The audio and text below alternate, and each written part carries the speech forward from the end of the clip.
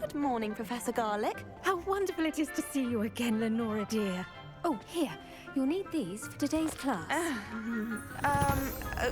A little treat for your auntie.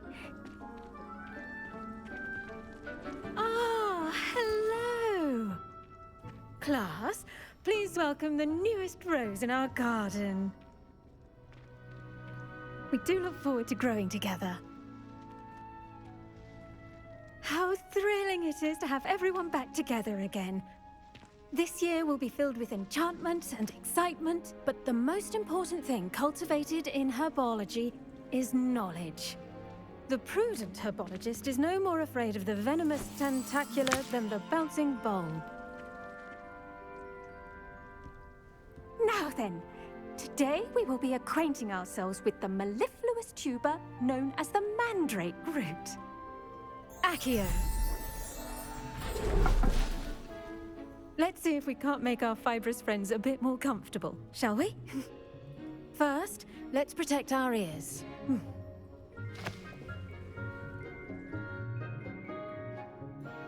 Now, everyone, grip their mandrake by the tendrils and give it a firm tug.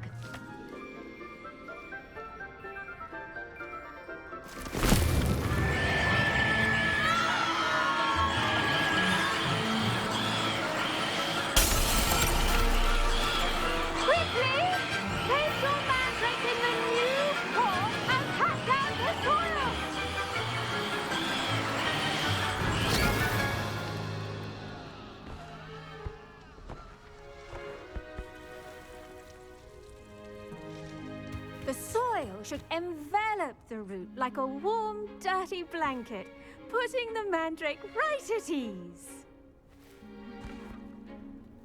Reparo! I'm very sorry about that. Yours was a bit mature, I'm afraid. All right then, off you go. Splendid work, everyone. Now, for our next task, we'll be planting dittany at our potting tables. You can all get started. I need to have a brief word with our new student. The best time to plant a seed is last season. The second best time is now. I should think Professor Garlick would be more careful with her mandrakes. I wonder if hippogriffs like knotgrass. Did you know that you can use the mandrake to defend yourself? Why, the very idea.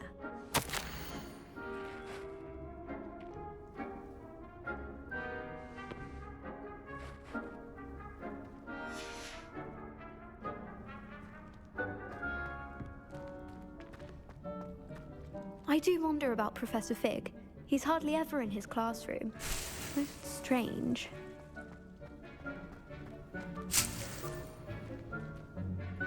Yes, Professor. Firstly, well done with your mandrake. They can be rather difficult to get a grasp of. I'll say. Nearly went deaf. Well, yes. Of course, the cry of a mature mandragora can be fatal, so remember to keep those ears protected. Now, as I mentioned, next we'll be planting dittany. Let us find you some seeds. I already have some, Professor. Picked them up in Hogsmeade. You visited the Magic Neep. Wonderful. A prepared student is bound to bloom. I've arranged for you to have your own potting table here in the classroom. Wasn't easy to spare one on such late notice. Plant the seeds there now, and you can return to harvest them later. Even with soil, sunlight, and a bit of magic, they will take time to grow.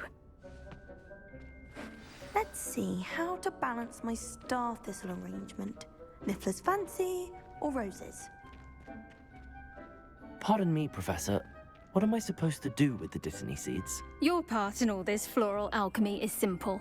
Take the seeds to your potting table, plant them, and then wait for harvest time.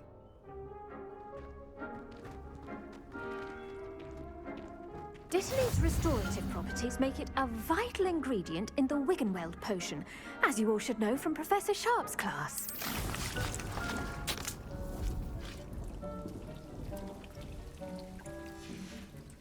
Well done! Once it can be harvested, your dittany will be ready to use in Wiggenweld potion.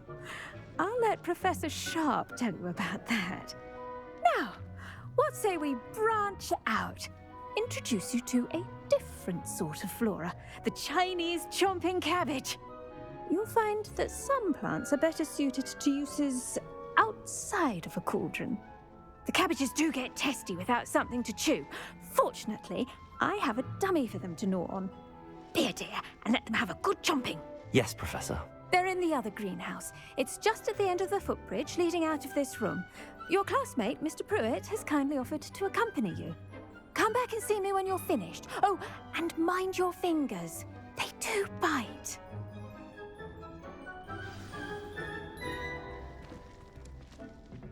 Hello. Saw you on your way to Hogsmeade the other day. Nice to meet you. I'm Leander. I'll be showing you the Chinese chomping cabbages. Up these stairs will take us there, but you'll lead.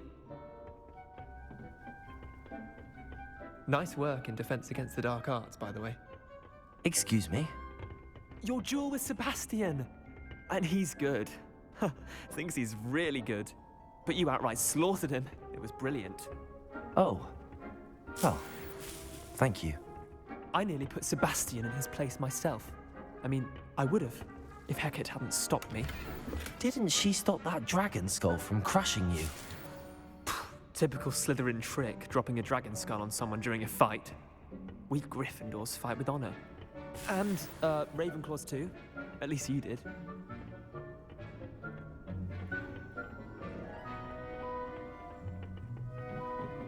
Here we are, home of the Chinese chomping cabbage.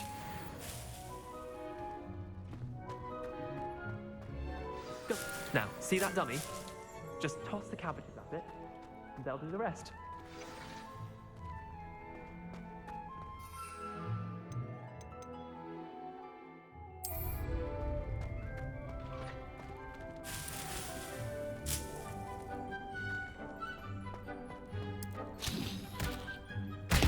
Look at that!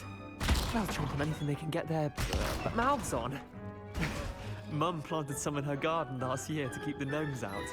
Did save her the de-gnoming, but they left her honking daffodils in tatters. Vicious little bastards, aren't they? My kind of plants. Not like stupid booba tubers and bouncing bulbs. The kind of plants that just have your back in a fight. Not saying you can't go it alone, but, well, imagine that wasn't a dummy.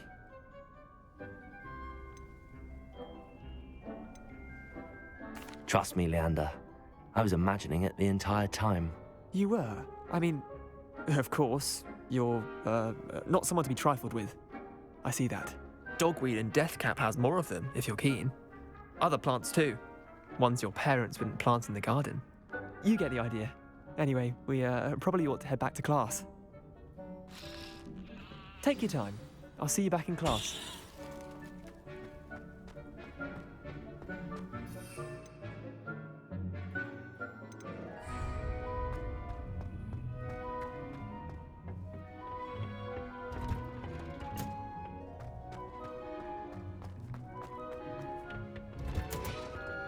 And with that helpful reminder as to why we should always wear our dragon hide gloves, I shall end our lesson here.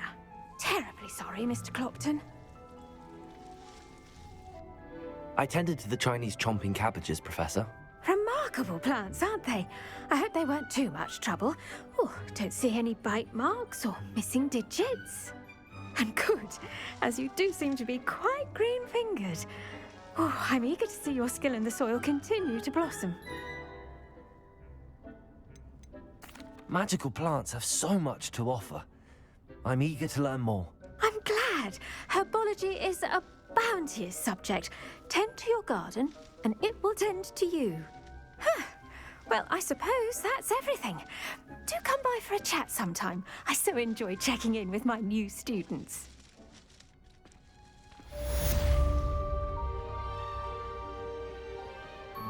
Hope those mandrakes are really relishing their new pots. Only cost me my damned hearing.